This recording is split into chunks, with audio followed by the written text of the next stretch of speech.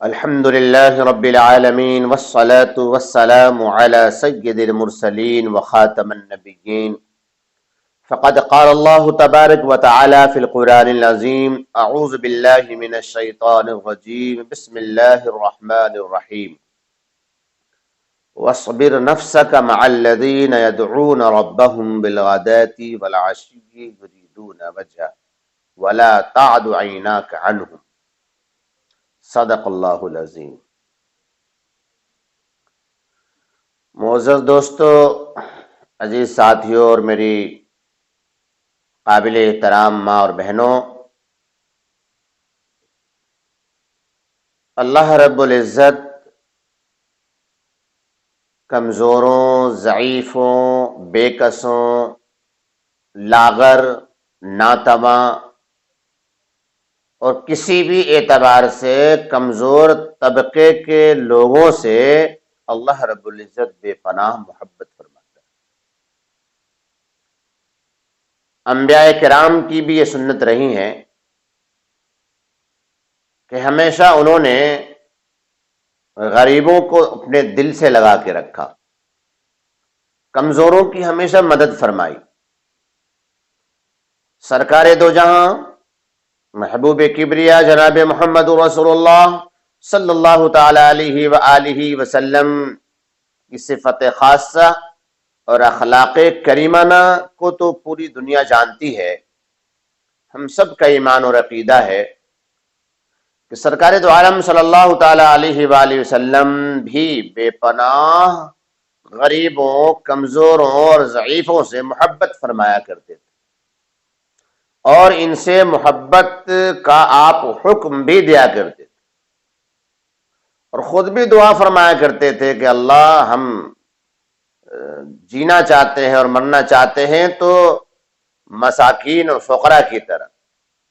ہم بادشاہوں کی طرح نہیں جینا چاہتے، بادشاہوں کی طرح رہنا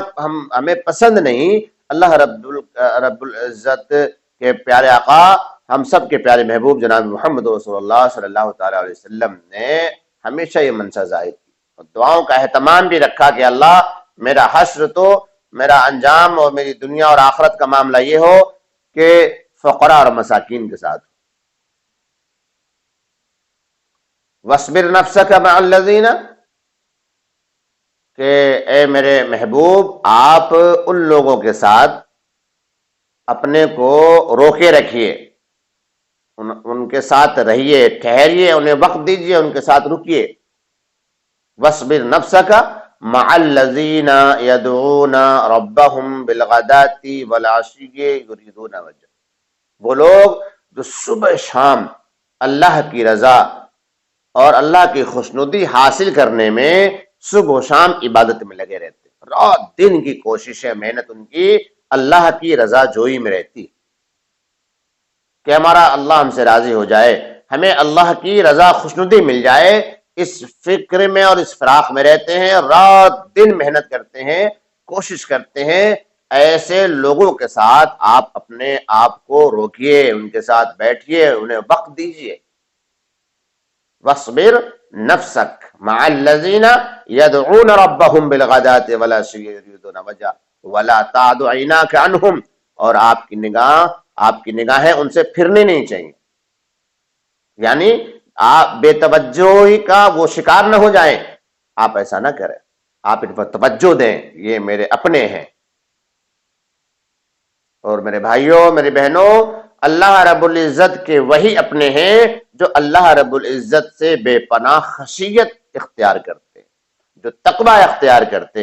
جو اللہ رب العزت کی رضا اور خوشنودی کی پرواہ کرتے ہیں اور اس کے فکر میں لگے رہتے ہیں۔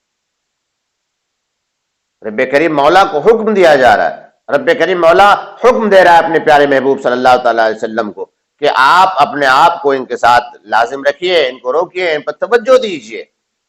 اور آپ کی نگاہ ان سے ہٹنی نہیں چاہیے۔ آپ کے نگاہیں کرم اور توجہ کی انہیں ضرورت ہے، شفقت کی ضرورت ہے۔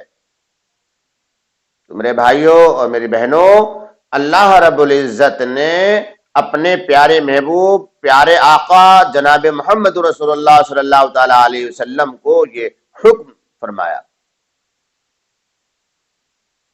سرکار دو عالم صلی اللہ تعالی علیہ وسلم محبوب دو عالم ہیں، محبوب کائنات ہیں، اور اللہ رب العزت کے یہاں جو آپ کو محبوبیت کا درجہ ہے اور جو مقام اللہ رب العزت نے آپ کو بخشا ہے وہ کسی کو نہیں ملا۔ آپ سب سے زیادہ محبوب ہے اپنے رب کے ہاں، اور اسی وجہ سے پوری کائنات میں بھی آپ سب سے زیادہ محبوب ہیں، اور محبوب رب العالمین آپ کا لقب ہے۔ اللہ رب العزت آپ سے بے حد محبت کرتا ہے، اور آپ کی جا بجا وہ تعریف بھی فرماتا ہے، اور جب اللہ رب العزت آپ کی تعریف فرماتا ہے تو محبت کی جھلک اس میں سے بڑے اچھے انداز اور اسلوب میں محبت کی جھلک نمایاں ہوتی، اور جب آپ کی تعریف پر رب کریم آتا ہے تو ظاہر ہے کہ رب کریم مولا سے بہتر انداز میں کون تعریف کر سکتا ہے آپ کی۔ سرکار دو عالم صلی اللہ تعالی علیہ وسلم کی ثنا اور تعریف اور وصف میں اللہ رب کریم مولا فرماتا ہے انا ارسلناک شاہدا ومبشرا ونذیرا وداعیا الی اللہ باذنہ وسراجا منیرا۔ اللہ الفاظوں کے ڈھیر لگا دیا اللہ رب العزت نے اپنے محبوب کی تعریف میں، انا ارسلناک شاہدا ومبشرا ونذیرا وداعیا الی اللہ باذنہ سراجا منیرا۔ یہ محبوبیت کی اور مقبولیت کی علامت ہے عند اللہ کہ اللہ رب کریم آپ کی اتنے اچھے انداز میں تعریف فرماتا ہے۔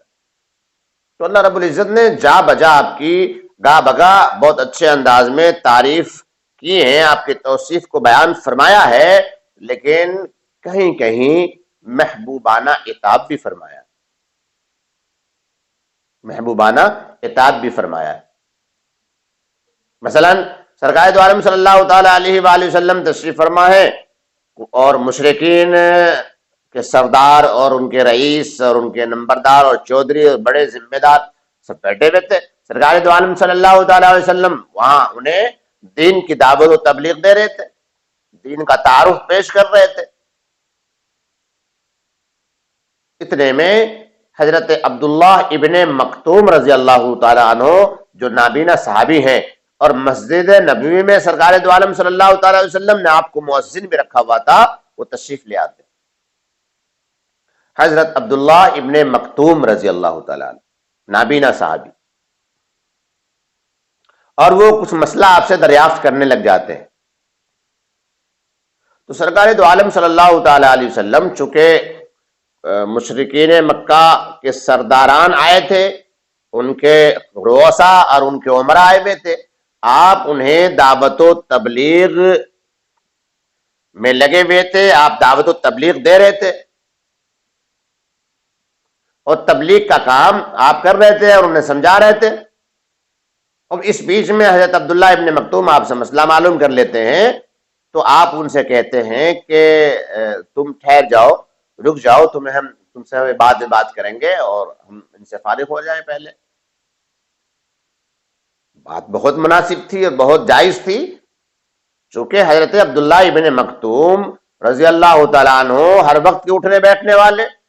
پاس آنے جانے والے تھے، ان سے تو اپنوں سے تو بعد میں بات کی جا سکتی ہے اور کی جاتی ہے، لیکن وہ رؤسا، وہ سرداران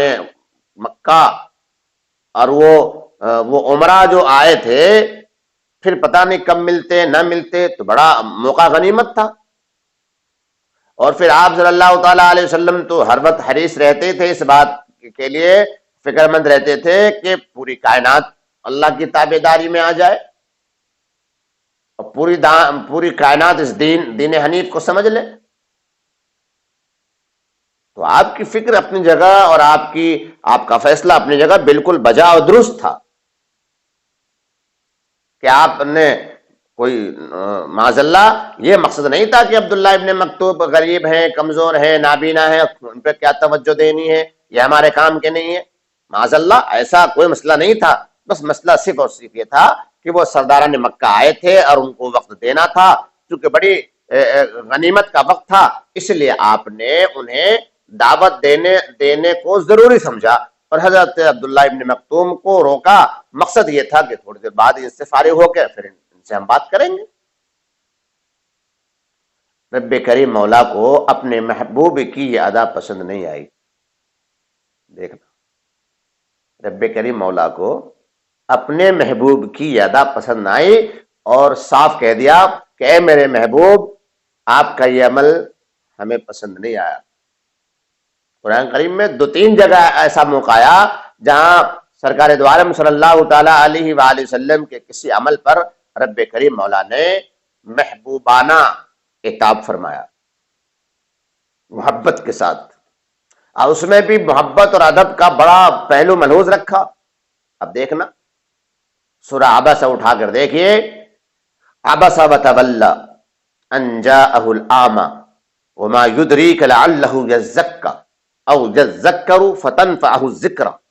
اما من استغنی فانت لہ تصدی وما علیک الا یزکی واما من جاءک یسعی وہو یخشی فانت عنہ تلہی۔ محبوبانہ عتاب ہے، لیکن ادب کا پہلو، محبت کا پہلو غالب ہے۔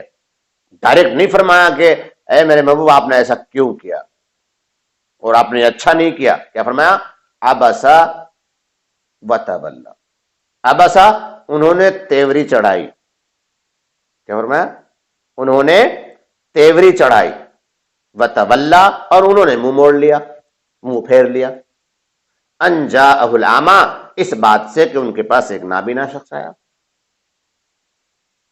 وما یدریک لعلہ یزکی، آپ کو کیا معلوم کہ وہ پاک ہو جاتا، سمر جاتا۔ وما یدریک لعلہ یزکی اللہ یذکر تنفعہ الذکر، اور وہ نصیحت لیتا آپ کی باتوں سے جب آپ اسے نصیحت کرتے، نصیحت پکڑتا۔ اما من استغنی فانت لہ تصدی، اور جو بے نیازی اختیار کرتا ہے، بے پرواہی کر رہا ہے دین کے معاملے میں، دین کو کوئی خاطر میں نہیں لا رہا ہے اور نہ دین کو سمجھنے کی کوشش کر رہا ہے، کوئی اہمیت نہیں دے رہا، اما من استغنی فانت لہ تصدی، تو آپ اس کے لیے فکر مند ہیں۔ وما علیک الا یزکی، حالانکہ آپ پر کوئی گرفت نہیں ہے، آپ پر کوئی وبال نہیں ہے اگر وہ نہ سمرے، نہ پاکیزہ ہو، جب چونکہ اس کے اندر تڑپ ہی نہیں ہے دین کی، فکر ہی نہیں ہے دین کی، اور دیندار بننا نہیں چاہ رہا، مطلب وہ دین میں آنا نہیں چاہ رہا، ہدایت وہ قبول کرنا ہی نہیں چاہ رہا ہے، تو ظاہر ہے کہ آپ پر کوئی اس کا وبال بھی نہیں ہے، کوئی گرفت بھی نہیں ہے۔ اما من استغنی فانت لہ تصدی وما علیک الا یزکی، کہ کوئی ہے ہی نہیں مسئلہ، تو جب کوئی مسئلہ ہی نہیں ہے تو آپ کیوں اس کے لیے اتنی فکر کر رہے ہیں؟ جو ہدایت قبول نہیں کرنا چاہ رہا ہے، جو ہدایت پر نہیں آنا چاہ رہا ہے، تو آپ اس کی پرواہ کیوں کرتے ہیں؟ بالکل اس کی پرواہ نہ کیجئے، اور آپ پر کوئی اس کے بارے میں باز پرس بھی نہیں ہوگی، کوئی ذمہ داری نہیں آپ کی کہ وہ کیوں نہیں لایا۔ لیکن یہ شخص جو آپ کے پاس آیا ہے وہ اس نیت سے آیا ہے کہ آپ کی نصیحتوں کو اور آپ کی باتوں کو سنے اور سمجھ جائے۔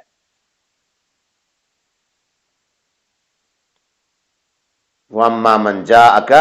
يَسْعَى وَهُوَ يَخْشَى، حالانکہ یہ جو نابینا آیا نا آپ کے پاس، یہ ڈرتا ہوا آیا، خشیت خدا دل میں لے کر کے آیا۔ وَأَمَّا مَنْ جَاءَكَ يَسْعَى، يسعى دوڑ کر بھاگ کر تیزی سے آیا، وَهُوَ يَخْشَى، اور حالت اس کی یہ تھی کہ اس کے دل میں خشیت الہی تھی۔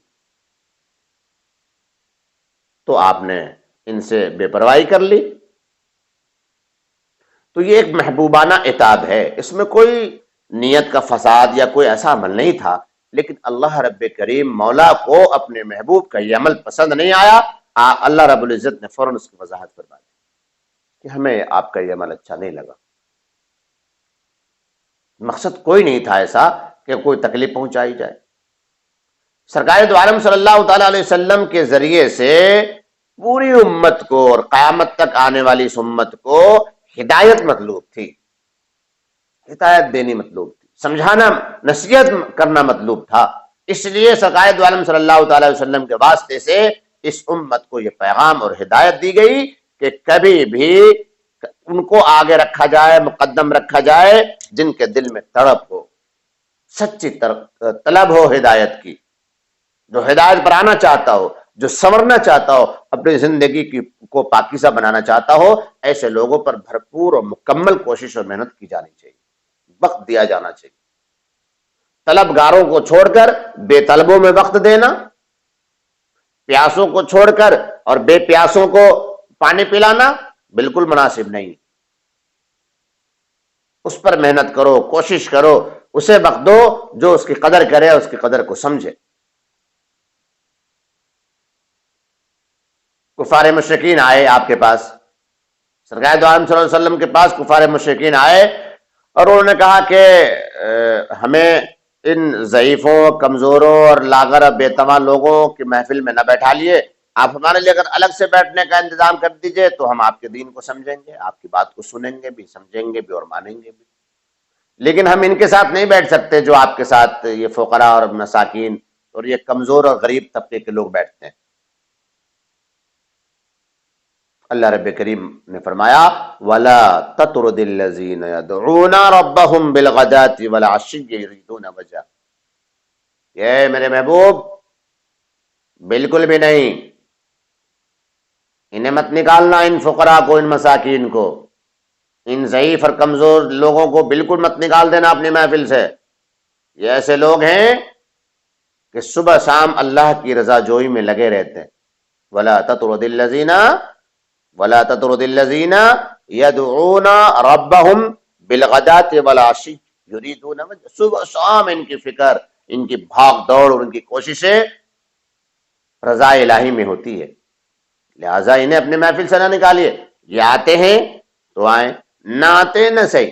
سرکار دو عالم صلی اللہ تعالی وسلم نے ان کفار مکہ سے یہ کہ فرما دیا کہ اگر تمہیں ہدایت مطلوب ہے، ہدایت تمہیں چاہیے تو ان کے ساتھ بیٹھنا ہوگا، اور اگر تمہیں ہدایت نہیں بیٹھنا ہے ان کے ساتھ پھر تم اپنے رستے۔ فرما دیا دو ٹوک اللہ کے نبی صلی اللہ تعالی علیہ وسلم۔ عزت بخشی ہے اسلام نے ضعیفوں کو، اکرام کیا ہے کمزوروں کے ساتھ، اور ہر جگہ اپنے ساتھ رکھا ہے کمزوروں کو، ضعیفوں کو اور کمتر لوگوں کو۔ دنیا کے اعتبار سے، کسی بھی اعتبار سے کمتر لوگ ہیں، لو اور ڈاؤن قسم کے لوگ ہیں، انہیں شریعت نے گلے لگایا ہے اور امیروں اور سرداروں کے ساتھ بٹھالا ہے۔ اللہ کے نبی صلی اللہ تعالی وسلم کی مجلس ہوا کرتی تھی، حضرت عبد الرحمن بن عوف بیٹھے، اللہ الصمد، اس امت کے مالدار اور تاجر، بڑے تاجر۔ حضرت عثمان غنی رضی اللہ تعالیٰ عنہ بیٹھے، عبد الرحمن بن عوف ہیں، حضرت عثمان غنی رضی اللہ تعالیٰ عنہ ہیں، اور ساتھ میں کون بیٹھا ہے؟ حضرت بلال حبشی، حضرت سلمان فارسی، حضرت صہیب رومی، دو دو دن کے فاقہ مست، تین تین دن کے فاقہ مست، کپڑے کوئی نہیں جسم پہ، جیسے تیسے پھٹے پرانے معمولی کپڑے، پیٹ میں کوئی دانہ غلہ نہیں، 2 دن ہو گئے، 3 دن ہو گئے، 24 گھنٹے ہو گئے، اور برابر کس کے بیٹھے ہیں پہلو میں؟ حضرت عبد الرحمن بن عوف کے، حضرت عثمان غنی رضی اللہ تعالیٰ عنہ کے، اور ساتھ میں کون بیٹھا ہے؟ دونوں جہان کے دولہ اور سردار، محبوب کائنات جناب محمد رسول اللہ صلی اللہ تعالی وسلم۔ سرکار دو عالم صلی اللہ تعالی وسلم نے اپنی مجلس میں بٹھایا ہے کمزوروں اور غریب طبقے کے لوگوں کو، عزت بخشی ہے، اکرام فرمایا ہے۔ اللہ کے نبی صلی اللہ تعالی علیہ وسلم کا اکرام کا یہ عالم تھا کہ آپ صلی اللہ تعالی علیہ وسلم بازار تشریف لے گئے، ایک صحابی تھے حضرت ظاہر رضی اللہ تعالیٰ عنہ، وہ آپ کے خدمت میں حاضر ہوا کرتے تھے، گاؤں سے آتے تھے، سیافام تھے اور پراگندہ بال اور کمزور بھی تھے تو مالی اعتبار سے، تو کپڑے بھی ان کے ویسے تھے، تو کبھی کبھی آپ کے پاس تشریف لایا کرتے تھے اور آپ ان سے بہت محبت فرماتے تھے۔ بازار تشریف لے گئے سرکار دو عالم صلی اللہ تعالی وسلم، بازار بالکل بھرا پڑا ہے، چھوٹے بڑے تاجر سب موجود ہیں، صحابہ کرام بھی اچھے خاصی تعداد ان کی وہاں موجود ہے۔ اللہ کے نبی صلی اللہ تعالی وسلم کی نگاہ کرم پڑتی ہے حضرت ظاہر پہ، حضرت ظاہر بازار میں کھڑے ہیں، دیکھنا شاید ہم تم بھی کر لیں اس کام کو اور اپنی اندر کی انا کو نکال دیں۔ محبوب کبریا جناب رسول کریم صلی اللہ تعالی وسلم تشریف لے جاتے ہیں، اور وہ ظاہر، حضرت ظاہر جو سیاہ فام ہیں، بہت کمزور ہیں، ہر اعتبار سے کمزور ہے، کوئی ویلو ان کی نہیں ہے، بازار میں کھڑے ہیں، کوئی دیکھ بھی نہیں رہا ہے، کوئی نظر التفات نہیں کر رہا آپ کی طرف، آپ صلی اللہ تعالی وسلم پیچھے سے جاتے ہیں اور آنکھیں بند کر دیتے ہیں، یوں کولی بھر کے اور یوں آنکھیں بند کر دیتے، جیسے ہم دوست یاروں میں کر لیا کرتے ہیں۔ اب وہ حید ظاہر چھٹانے کی کوشش کرتے ہیں۔ سرکار دو عالم صلی اللہ تعالی علیہ وسلم ارشاد فرماتے ہیں، اعلان کرتے ہیں، من یشتری العبد، من یشتری العبد، یہ غلام کون خریدے گا؟ اللہ الصمد۔ حضرت ظاہر رضی اللہ تعالیٰ عنہ محسوس کر جاتے ہیں کہ سرکار دو عالم صلی اللہ تعالی وسلم وہ اپنے جسم کو سرکار دو عالم صلی اللہ علیہ وسلم کے جسم سے اور ملانے کی کوشش کرتے ہیں۔ کیا خوش نصیب جسم پایا تھا حضرت ظاہر رضی اللہ تعالیٰ عنہ۔ آنکھیں ڈبڈبا جاتی ہیں۔ حضرت ظاہر کہتے ہیں کہ یا رسول اللہ، آپ مجھے بیچیں گے تو میں تو بہت کمزور ہوں، میری کوئی ویلیو نہیں ہے بازار میں، کوئی قیمت نہیں ہے بازار میں، کوئی کیا قیمت دے سکے گا؟ میں تو بے قیمت انسان ہوں، بے وقت ہوں، اور ہر اعتبار سے کمزور ہوں، آپ مجھے بیچنا چاہ رہے ہیں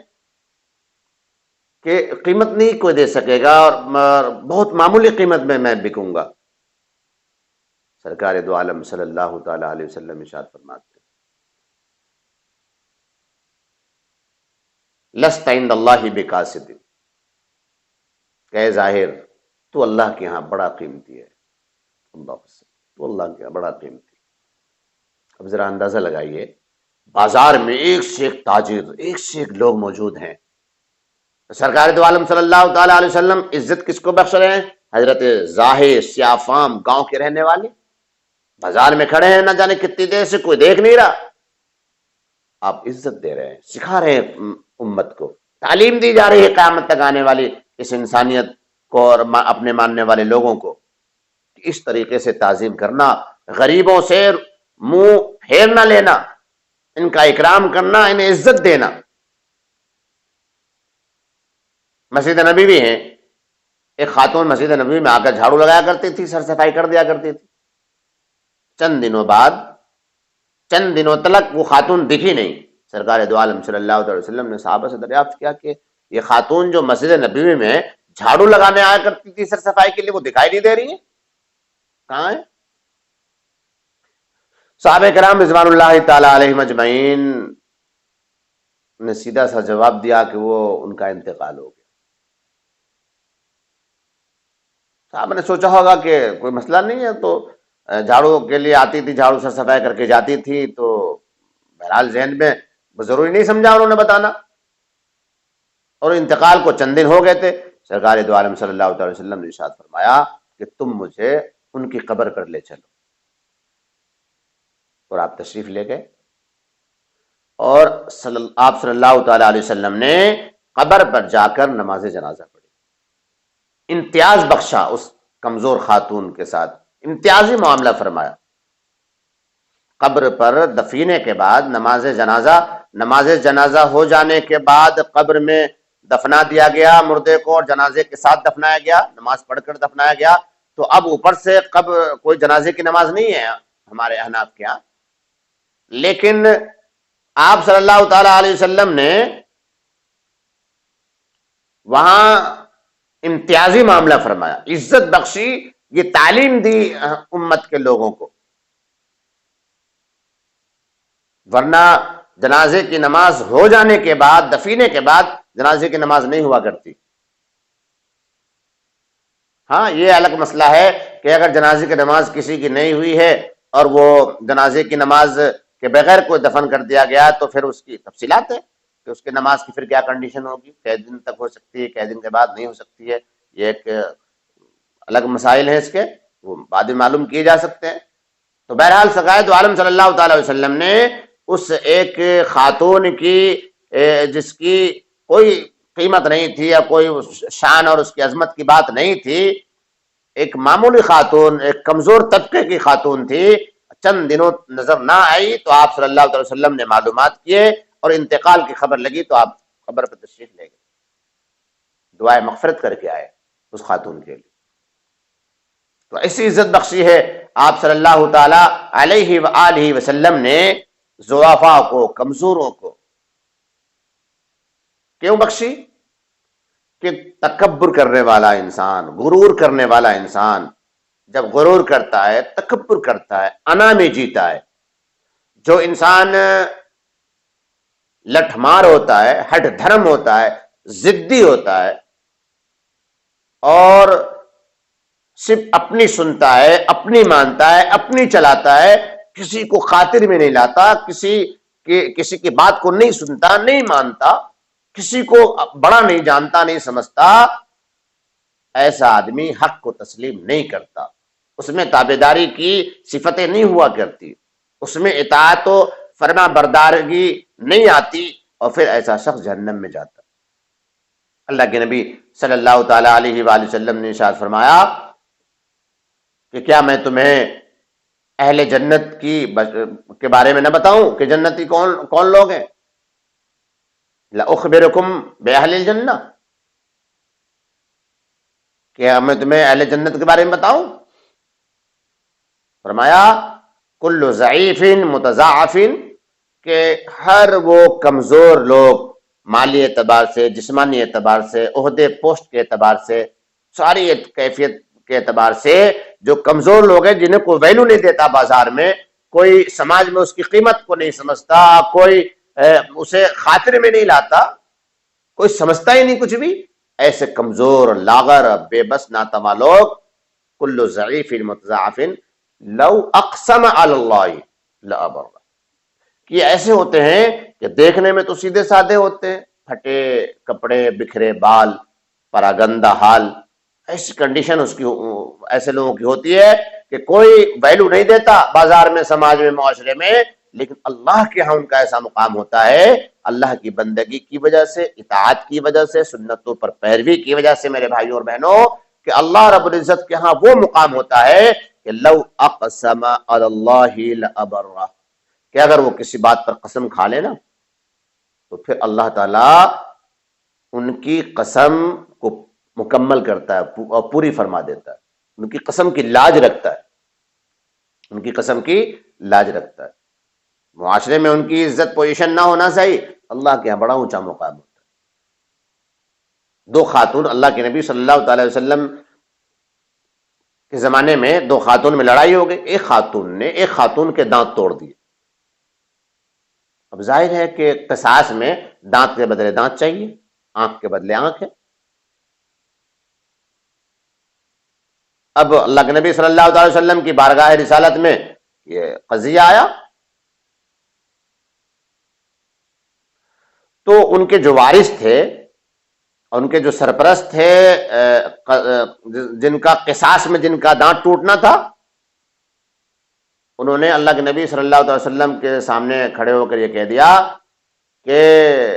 میں قسم کھاتا ہوں اس بات پر کہ اس کا دانت نہیں ٹوٹے گا۔ تو انہوں نے جو قسم کھا کے یہ بات کہی تو مقصود اللہ کے نبی صلی اللہ تعالی وسلم کے فیصلے کے خلاف نہیں جانا تھا، نہ گستاخی مقصود تھی، نہ تو انہوں نے گستاخی کی، نہ بے ادبی کی، نہ فیصلے کو چیلنج کیا۔ مقصد یہ تھا کہ اللہ تعالیٰ کوئی راستہ ایسا نکال دے گا کہ اس کے دانت ٹوٹنے سے یہ بچ جائے گی، دانت نہیں ٹوٹ پائے گا۔ اللہ پر بھروسہ اس قدر تھا اس بندے کا۔ بہرحال فیصلے کی بات چل رہی تھی اور وہ خاتون جس کا دانت ٹوٹا تھا، اس نے اپنی خوشی سے اپنے قصاص کو معاف کر دیا اور اس نے کہہ دیا کہ میں نہیں چاہتی کہ اس کا بھی دانت ٹوٹے، میں نے اللہ کی رضا کے لیے اسے معاف کر دیا۔ تو قصاص میں یہ ہے کہ اگر اس نے معاف کر دیا تو پھر کوئی قصاص نہیں ہے، اور اگر معاف نہ کیا تو پھر دانت کے بدلے دانت ہے۔ تو اللہ کے نبی صلی اللہ تعالی علیہ وآلہ وسلم نے اس شخص کی بات کو برا نہیں مانا، بلکہ آپ صلی اللہ تعالی وسلم نے یہ بات ارشاد فرمائی کہ کچھ بندے ایسے ہوتے ہیں کہ ان کا تعلق اللہ سے ایسا مضبوط ہوتا ہے کہ کسی بات پر اگر وہ قسم کھا لیں تو اللہ تعالیٰ قسم کو سچی کر کے دکھاتا ہے. اور پھر آپ نے مثال کے طور پہ یہ واقعہ پیش کیا، اس شخص کا نام لیا کہ دیکھو اس کا دانت ٹوٹنا تھا قصاص میں، لیکن اس شخص نے قسم کھا لی، اللہ کی قسم اٹھا لی کہ دانت اس کا نہیں ٹوٹے گا، اور اللہ نے اس کی قسم کی لاج رکھ لی. تو فرمایا سرکار دو عالم صلی اللہ علیہ وسلم نے کہ جو دنیا میں کمزور ہیں، دنیا میں جو ضعیف ہیں، بے بس اور ناتواں جن کو تم سمجھتے ہو، ان میں سے بعض ایسے لوگ ہوتے ہیں جن کا رشتہ اللہ سے، تعلق اللہ سے، محبت اللہ سے ایسی ہوتی ہے کہ اگر وہ کسی بات کو ٹھان لے تو اللہ پوری کر دیتا ہے،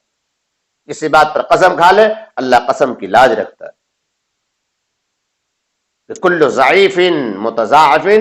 لو اقسم علی اللہ. فرمایا کہ کیا میں تمہیں جہنمی کے بارے میں نہ بتاؤں؟ الا اخبرکم باہل النار کل عتل جواز متکبر، کہ جہنم میں جانے والے جو لوگ ہیں بڑے اڑیل چڑیل، نک چڑھا اور تکبر کرنے والے، ضدی، کسی کو بڑا نہیں سمجھنے والا، سب کو اپنی نظروں میں چھوٹا جاننے والا، معمولی سمجھنے والا، حقیر جاننے والا شخص، اپنے ضد پر قائم رہنے والا شخص، دوسرے کو ذلیل، کمتر اور گھٹیا سمجھنے والا شخص اور تکبر کرنے والا شخص.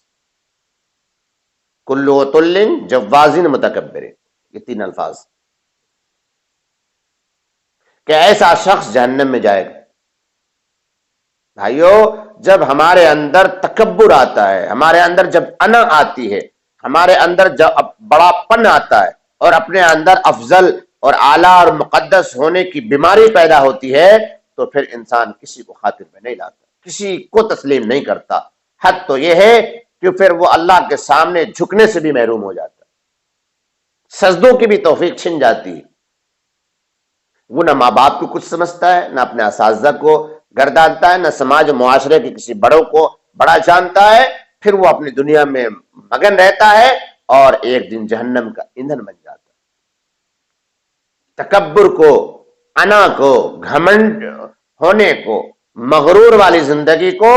اللہ رب العزت نے بالکل پسند نہیں فرمایا. اللہ کے نبی صلی اللہ علیہ وسلم نے یہ بیماریاں اور یہ عادتیں جہنم کی نشانی بتائی، اہل جہنم کی پہچان بتائی کہ اڑیل اور نک چڑھا اور ضدی اور ہٹ دھرم اور انا والا، تکبر اور غرور والا شخص جہنم میں جائے گا. میرے نبی ادھر مشق کر کے اپنی زندگی میں ہمیں دکھا رہے ہیں، صحابہ کو سکھا رہے ہیں، اور صحابہ کے ذریعے ہمیں آپ کو تعلیم دی جا رہی ہے کہ کمزور سے محبت کرنی ہے، کمزوروں کو گلے لگانا ہے، کمزوروں کا اکرام کرنا ہے، ان کا خاص خیال رکھنا ہے. آپ نے دیکھا سورہ عبسہ کے واقعے میں، عبس وتولی ان جاءہ الاعمی وما يدریک لعلہ یزکی او یذکر فتنفعہ الذکری اما من استغنی فانت له تصدی وما علیک الا یزکی واما من جاءک یسعی وهو یخشی فانت عنہ تلہی. محبوبانہ خطاب اللہ کے نبی صلی اللہ علیہ وسلم سے کیا اللہ رب کریم نے. اور ہمارا حال یہ، جبکہ وہاں کو ایسا مسئلہ نہیں تھا، لیکن ہمیں ہمارے نبی کے ذریعے سے ہم سب کے رب نے اس طرح تعلیم دی ہے تاکہ ہم بہک نہ جائیں اور ہم بے احتیاط نہ ہو جائیں اپنے معاملے میں، اور ہماری وجہ سے کبھی کسی غریب کا دل نہ دکھ جائے، کسی کمزور کی بے عزتی نہ ہو جائے. کوئی بیوہ، یتیم، مسکین، لاغر، کمزور، جسمانی اعتبار سے کمزور ہو، مالی اعتبار سے کمزور ہو، عہدے یا رتبے کے اعتبار سے کمزور ہو، سوسائٹی اور پہنچ کے اعتبار سے، کسی بھی اعتبار سے اگر کمزور انسان ہے اور ہم نے اگر ان کی توہین کی، بے عزتی کی، بے وقت سمجھا تو یاد رکھنا ہمیں یہ چیز جہنم میں لے کر کے جائیں گے. ان چیزوں سے اللہ کا غیظ و غضب نازل ہوگا، ان چیزوں سے اللہ کی رحمتیں روٹ جائیں گی. فرمایا سرکار دو عالم صلی اللہ تعالی علیہ وآلہ وسلم نے، حضرت ابو سعید خدری راوی ہیں کہ جنت اور جہنم میں مناظرہ ہوا. جنت نے کہا کہ میں تجھ سے افضل ہوں، جہنم نے کہا کہ میں تجھ سے افضل ہوں. تو اللہ رب کریم نے اس کا فیصلہ فرمایا دونوں کی قضیے کو. جنت سے فرمایا کہ تو میری رحمت کی نشانی ہے، تو میری رحمت کی نشانی ہے، کہ میں جس پر رحم کروں گا،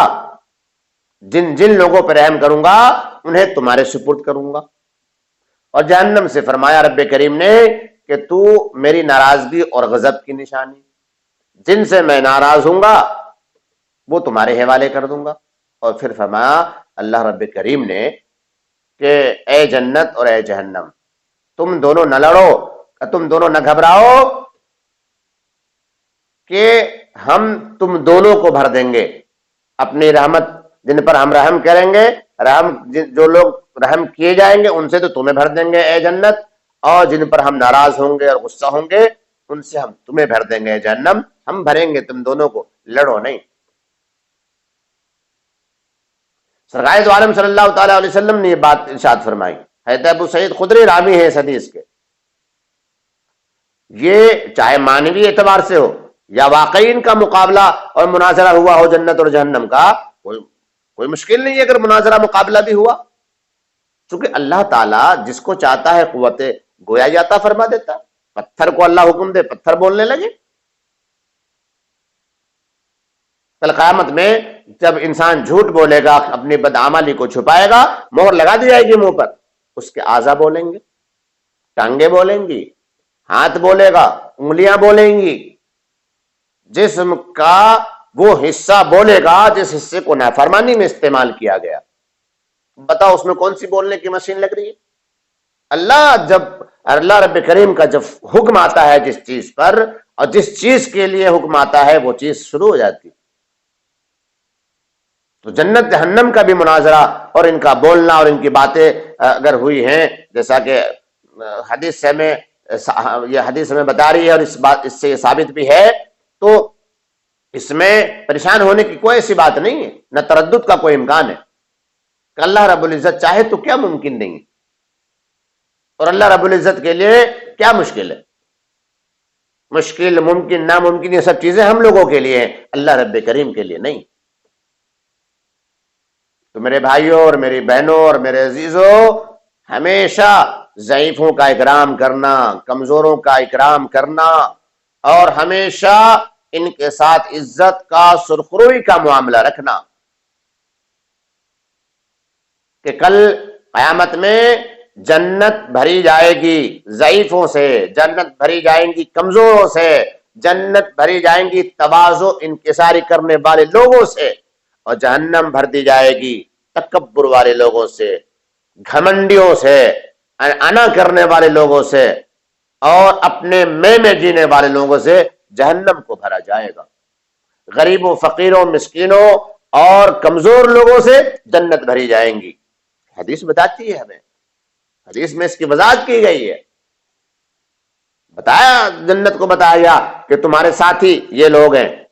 ضعیف، کمزور، تواضع انکساری کرنے والے، دنیا میں بے وقت لوگ بے وقت سمجھے جانے والے، اور دنیا میں غرور اور نشے میں جینے والے، تکبر اختیار کرنے والے، جہنم کو کہہ دیا گیا یہ ہم تمہارے حوالے کریں گے۔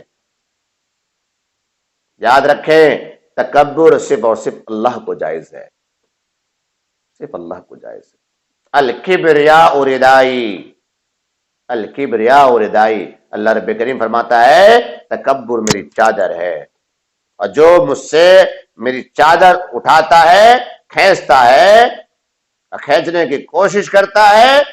اس کا ٹھکانہ جہنم۔ اور اللہ کے اوپر پڑی ہوئی چادر کھینچنا، اٹھانا جو عزت کی ہے اور عظمت کی ہے، اللہ کی عظمت کی اور اللہ کی بڑائی کی چادر تکبر ہے، اور ہم تکبر کریں؟ تکبر کرنے والوں اپنے وجود پر غور کر لینا۔ اللہ رب العزت نے ایک ناپاک پانی کے بند سے ہمیں پیدا کیا ہے، یہی ہماری حقیقت ہے۔ اے انسانوں، یہی تمہاری حقیقت ہے، یہی تمہارا وجود ہے، یہی اس پانی کو رب کریم مولا نے کیسی شاندار زندگی بخشی، کیسی خوبصورتی عطا فرمائی، اور پھر وہ انسان تکبر کرے اللہ کے سامنے، اللہ کو ماننے سے، اللہ کے سامنے جھکنے سے، اس کی تابعداری فرما برداری سے۔ تو سچ بتانا، انصاف کے ساتھ سوچ کر کے بتانا کہ اگر اللہ تعالیٰ ناراض ہو کر ہماری اس بدبختی کی وجہ سے جہنم میں ڈالے تو کیا ہم اس کے مستحق نہیں؟ ایک ناپاک نطفہ، پانی کا ایک ناپاک قطرہ اور ایک بند کو اللہ ایسی عزت عظمت دے کہ فرشتے بھی سلام کریں، اشرف المخلوقات بنا دے، اور دنیا میں سب سے اچھی مخلوق بنا کر فرمائے لقد خلقنا الانسان فی احسن تقویم، کہ ہم نے سب سے خوبصورت چیز انسان بنائی ہے، اور وہ انسان تکبر اور غرور اور نشے میں آ جائے، انا میں جینے لگے، اور اس کی سزا پھر اللہ جہنم کی شکل میں دے، تو انصاف ہے یا نہیں؟ یقیناً یہ اللہ کا انصاف ہے، یقیناً اللہ، اور یہ سراسر انصاف کے خلاف ہے کہ ہم اللہ کے خلاف جائیں، ہم سچائیوں کے خلاف جائیں، ہم نشے میں جینے لگے، ہم غرور والی زندگی اختیار کر لیں، تکبر اور انا کو ہم پسند کرنے لگے، یہ ظلم ہے، یہ زیادتی ہے، یہ جہالت ہے، یہ عناد ہے، یہ سرکشی ہے، یہ اللہ کی ذات سے بغاوت ہے، اور اپنی وجود اور اپنی ذات کو نہ پہچاننا ہے۔ اس لیے میرے بھائیوں اور میری بہنوں، کبھی اس طرح کا معاملہ اگر ہماری زندگی میں آیا ہے، اللہ کے حضور توبہ کرو، اللہ معاف کرنے والا ہے، اللہ کے حضور توبہ کرو، اور طے کرو کہ ہمیں یہ حق ہے ہی نہیں، اللہ نے ہمیں یہ اختیار دیا ہی نہیں کہ ہم انا اختیار کریں، گھمنڈ اپنے اندر آنا دیں، غرور پیدا کریں، تکبر میں جئیں، یہ کسی انسان کے لیے جائز ہے ہی نہیں۔ جب جائز ہی نہیں ہے تو پھر کرنا کیا؟ اور پھر جو جس انسان کو اپنے وجود اور اپنی پیدائش اور اپنی تخلیق کے بارے میں اگر یاد ہو رہے نا ہر وقت کہ تیری حیثیت کیا ہے، اور پھر مرنے کے بعد تیری کیا حیثیت، یہ جو کپڑے ہیں نا جسم پہ، یہ کوئی اور ہی اتارے گا، کروٹ کوئی اور ہی دلائے گا، آنکھیں اگر کھلی رہ گئی، اگر کسی نے وقت پر بند نہ کی تو یہ آنکھیں بھی کھلی رہ جائیں گی، منہ روح نکلتے وقت جب پھٹ جاتا ہے، کھلا رہ جاتا ہے، وقت پر اگر اس منہ کو بند نہ کیا گیا تو اتنی بھی طاقت ہمارے اندر نہیں ہوتی روح نکلتے وقت کہ ہم اپنے منہ کو بھی بند کر سکیں، منہ کو بھی بند کر سکیں، کروٹ کوئی اور دلائے گا، کوئی اور نہلائے گا، ہم تو ایک وقت آنے والا ہے کہ اپنے اوپر بیٹھی ہوئی مکھی بھی نہیں اڑا سکتے، یہ ہے ہماری حیثیت۔ پیدا ہونے سے پہلے پانی کا ناپاک بوند قطرہ تھے ہم، اور مرنے کے بعد روح نکلتے ہی جسم سے ہماری یہ کنڈیشن ہونے والی ہے، پھر غرور، پھر نشہ، تکبر، انانیت، نہیں، توبہ، نہیں توبہ، اللہ کی توبہ، اللہ سے 100 بار توبہ ان باتوں کے لیے، میں بھی توبہ کروں، آپ بھی توبہ کریں، میں بھی عہد کروں، آپ بھی عہد کریں، اور پکا عزم مصمم کر کے یہاں سے اٹھیں کہ اب اللہ میری توبہ بہت ہو گیا، اب آج کے بعد ہم غرور اور تکبر کبھی اپنے اندر نہیں لائیں گے، غریبوں کو گلے لگائیں گے، غریبوں سے پیار کریں گے، شفقت کا معاملہ، محبت کا معاملہ، نرمی کا معاملہ رکھیں گے، اور یہی ہمارا اللہ ہم سے چاہتا ہے، یہی ہمارے نبی کی سنت ہے۔ انشاءاللہ جب اس جذبے سے ہم جئیں گے اور زندگی گزاریں گے، اللہ کا پیار آئے گا، اللہ کی رحمتیں نازل ہوں گی۔ اور یاد رکھیں، انبیاء کرام پر جب سے نبی اور انبیاء اور رسول دنیا میں تشریف لائے، ان کے جو متبعین ہوئے ہیں نا، ان کے چاہنے والے، ان کے ماننے والے، ان پر جان نثار کرنے والے، زیادہ تر جو طبقہ ہوا ہے وہ کمزوروں کا ہی ہوا ہے،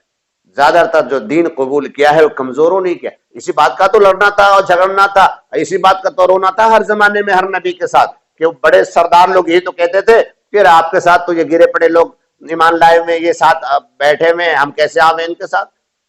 کہتے تھے، اس بات کو دلیل بنا کر کے پیش کرتے تھے اور آڑ سمجھتے تھے اپنے لیے۔ تو میرے بھائیوں، میرے عزیزوں، میرے دوستو، یہ حدیث ہمیں بتاتی ہے کہ جنت میں زیادہ تر کمزور لوگ ہی ہوں گے، اور تواضع والے ہوں گے، جھکنے والے ہوں گے، اور جہنم کو اللہ غرور والے لوگوں سے بھرے گا۔ لہذا ڈریے، 100 بار ڈریے، استغفار کیجئے، 100 بار کیجئے، اور یہ زندگی میں یہ باتیں صرف کہنے اور سننے کی نہیں ہے، کہنے سننے کے ساتھ عمل کرنے کی بھی ہے، کہ زندگی میں ہم سب اپنا جائزہ بھی لیتے رہیں کہ مالداروں کے ساتھ ہمارا یہ رویہ ہے تو غریبوں کے ساتھ کیسا ہے، امیروں کے ساتھ ہمارا یہ معاملہ ہے تو کمزور طبقے کے ساتھ کیا ہے۔ شادی بیاہ کا موقع پر، شادی بیاہ کا موقع ہے، کوئی خوشی کا موقع ہے، ہم جتنا اکرام بڑوں کا کرتے ہیں اتنا اکرام ان کا بھی کریں۔ ہمیں تو ہمارے نبی نے اکرام کر کے دکھایا، بازار میں اتنے سارے صحابہ بیٹھے ہیں، آپ نے کسی کی طرف توجہ نہ دی، اور سب سے کم درجے کا جو انسان تھا حضرت ظاہر، جو دیہاتی اور سیافام تھے، آپ نے ان کا اکرام اور ان کی تعظیم فرما کر سکھایا ہے صحابہ کو، ہمیں بتایا۔ لہٰذا میں بھی، آپ بھی سب نیت کریں، سبھی ساتھی، کہ انشاءاللہ ہم اللہ کی رضا کے لیے غریبوں، مسکینوں، فقیروں، یتیموں اور کمزور طبقے کے لوگوں کو خاص طور سے گلے لگائیں گے، ان کا اکرام کریں گے، ان کی عزت کریں گے، اور یہ سب کام اب دین سمجھ کر اللہ کی رضا حاصل کرنے کی نیت سے سنت کی اطاعت میں کریں گے، انشاءاللہ اللہ تعالیٰ مجھے اور آپ کو سبھی ساتھیوں کو عمل کی توفیق عطا فرمائے. اللہم آمین ثم آمین. وآخر الدعوانا الحمد